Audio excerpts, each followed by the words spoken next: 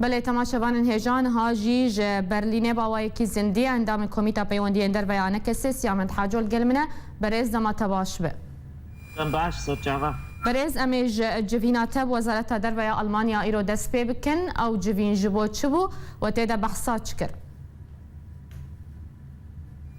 وەکەون زانن gelek cara civînê me Wîzareta Derve çêt bin em li Berlîn dimênin asîma Almanyaya loma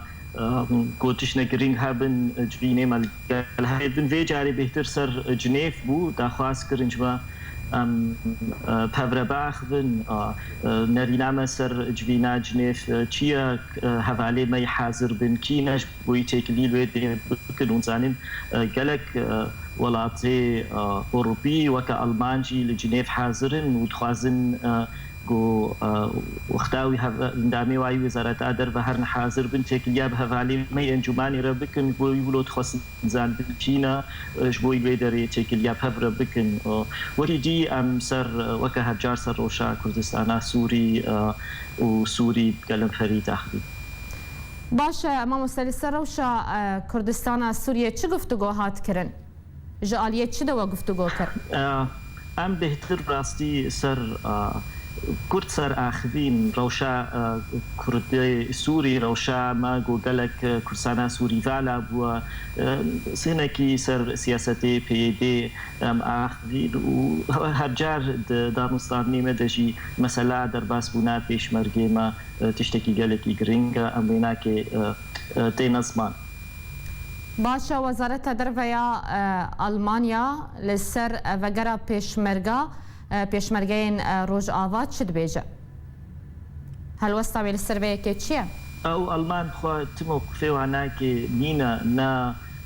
دژی وێ نەگۆ پێشمەرگە دەرباس ببن بەس ئالیە لەشکێری بە هەرجار ئەڵمان هینێکی لە پاش نێنن بهتر ژوارە بالکێشە ڕەوشا مافی مرۆڤایە کوردستانە سووری چایە بەس ئەف جوینا ئیرۆ بووی ئەم بهتر سەر جنێف و دانوستاندنی جنێف گفتگو مکرن باشه لسر وکرنا اوفیسا وکد حیشت آداره ده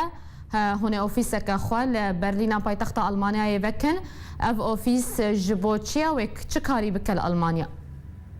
نه اف اوفیسا هانا که بهتر و پیشگرتیا میتا ما یاتیکلیه در و بکید دانستانی می دیپلماسی ده و که انسان ها امتحان امریکا او ناکی آریکار بنجاری سردانی می و صاحب جوانش مرا حاضر بکن وکی دی چند ورک شاپ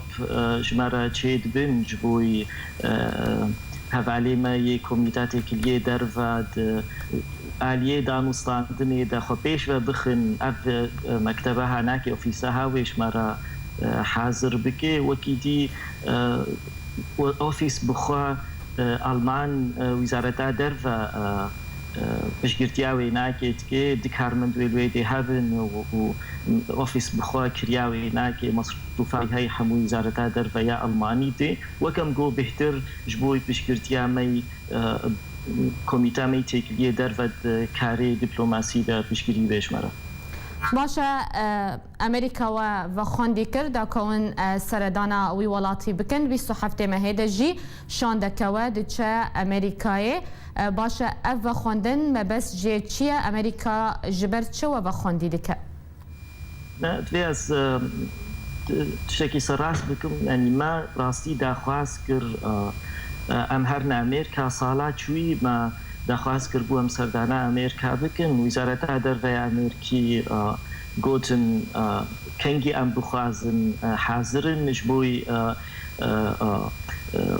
ام هر القلواناکی رونن و ما بریارستان براستی بشتی هل بجارتنی ام هرنا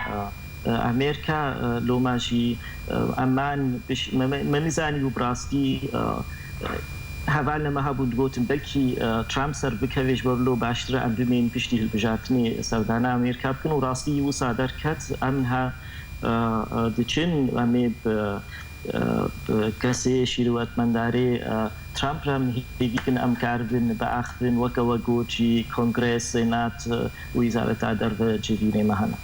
باشا هونه چل گل خواب بن يعني دوی سردانا ودش بو امریکا هونه الگل کنگرس جی بجوین و چه آمده کریش بو وان جوینان هونه داخوازا چه بکن يعني ام براستي بهتر امي سر روشا سوري وروشا كرسانا سوري باخفن وبشك دانوستان بما بشكل جرينج الجمع در باسبونا بيشمرقا ونزانن سياستك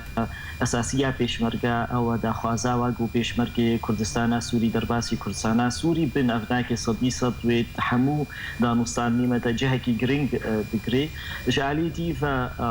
روشا هرمي روشا كردستانا سوري سياستا بي ديوي بشكل گفتگوی مبي ويا ديجي مثلا بنابرا روشا بنابري كردستانا سوري چل كردستانا عراقي بي چل تيركي بي افجي بي جهه گفتگوی بي وكي دي صديصة دوي داخوازانا او بي بهتر امريكي بشكتيا سياستا ما بكن وكو انسان بروجكتات